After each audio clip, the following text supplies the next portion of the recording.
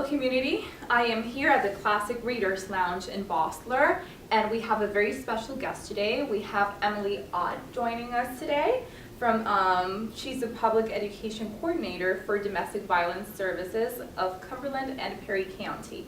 How are you today, Emily? I'm good, how are you, Emily? I am very good too, thank you for asking. Yes. So thank you for joining me today. We are here to talk about the elephant in the room, domestic violence. So what is domestic violence? How does it start?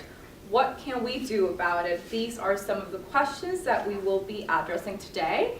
And hopefully, even though every case is different, you should all know that there are always options. And if you ever need them, you can always reach out. So, Emily, Yes. can you tell us a little bit about what domestic violence is? Yeah, so domestic violence, well, first of all, it goes by a lot of different names. Dating violence, intimate partner violence is probably considered the most inclusive term. What it really is it's about one intimate partner or family member trying to exert their power and control on another individual. And so the frequency and severity and the tactics they use really vary. As you said, every case is really different. But it's the key elements are the power and control. Okay. Yeah.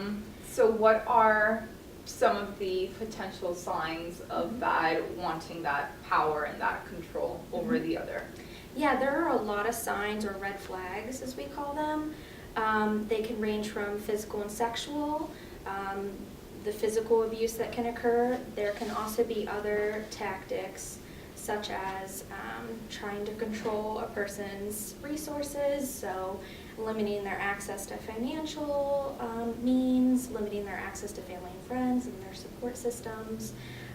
We have folks who limit supports to even their religion, and certainly then there's specific tactics that are used in specific populations too, such as we see a lot of issues. So for those who are maybe illegal or have an illegal status, their abuser can then use that against them as well. And from there, I mean, there's just many tactics that can be used.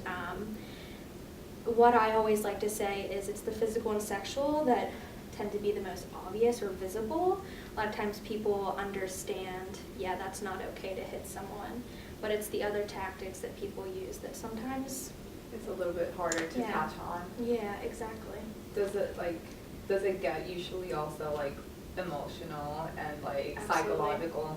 Absolutely. I think one of the big ones for those specifically is the whole gaslighting.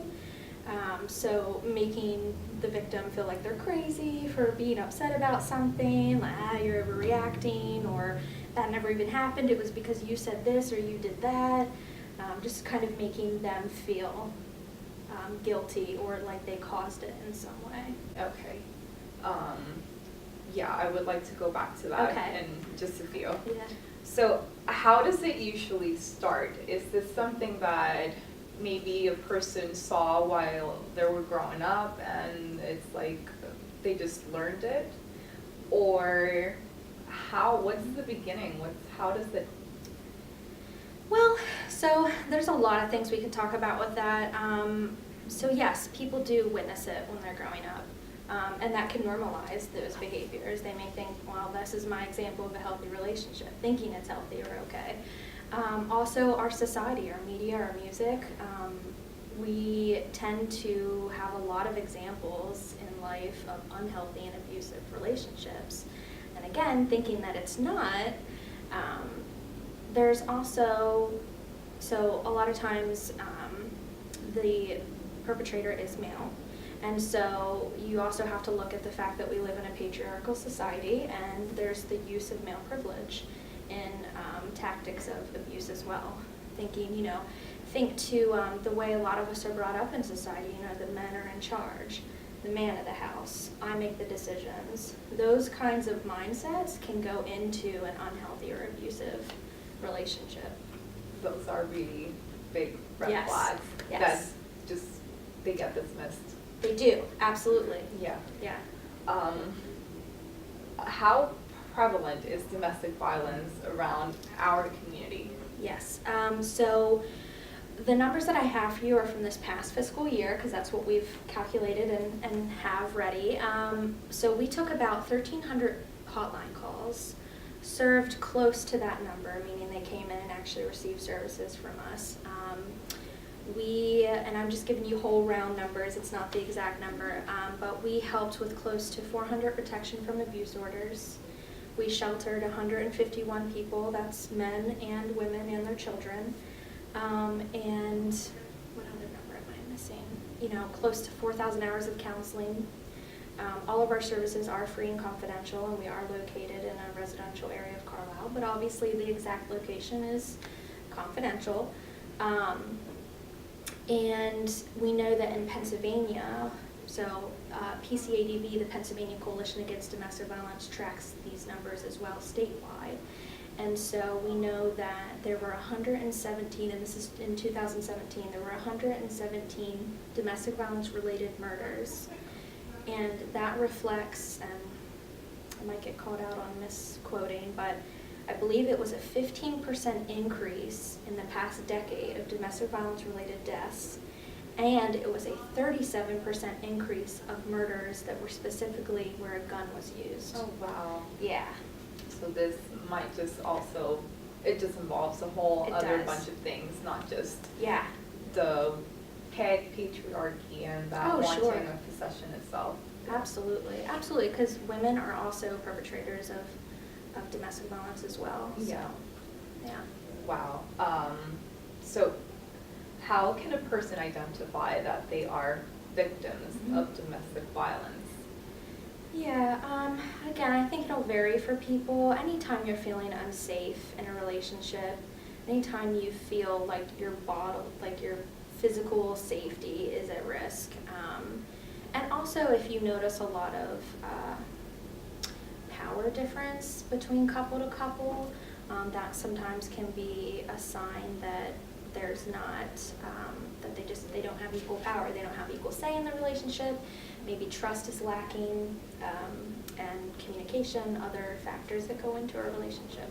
So probably a lot of domestic violence cases go without people actually knowing that they Sure. are in a toxic relationship. Oh yeah, absolutely. Yeah, my main job is I go out into the community, mainly in schools, high school students and college age students, and we talk about these things.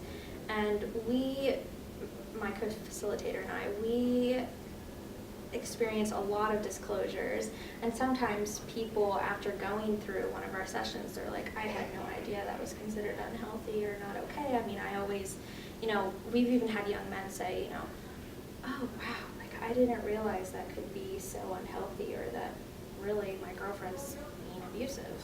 Wow. Yeah, so we've had a lot of different disclosures around that. Wow.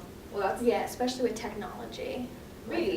And like the use of social media and just once you tell someone an example, like we'll go through scenarios, and a lot of times, especially with the phone stuff, like are they constantly texting you, constantly keeping tabs on you, constantly wanting to know who you're with, what you're doing, and just not respecting those boundaries. A lot of times when you kind of break it down in that way, people are like, oh, okay, yeah, I was never okay with that, but I didn't know it could, really be that bad. wow. Yeah. Really wow. Yeah. Yeah.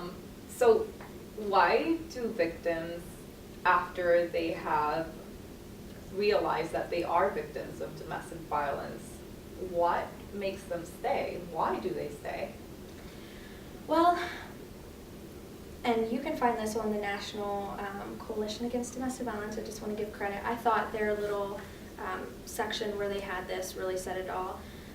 There's a lot of reasons why people stay. First of all, I think we're kind of doing a disservice to even ask the question. It's a question that everybody wants to ask, and I get it, but it's more like, why did they abuse? But to answer your question, I think, a lot of times the reason why they stay is because they're facing threats that they're afraid will come true. And a lot of times they do come true. Maybe their loved one is threatening to harm them or kill them. Or another big tactic used to keep someone in a relationship is saying, if you leave me, I'm going to kill myself. And of course, you know, no matter what that person's done to them, a lot of times they still care and love that person. So that puts a lot of guilt on that person, pressure to make them want to stay.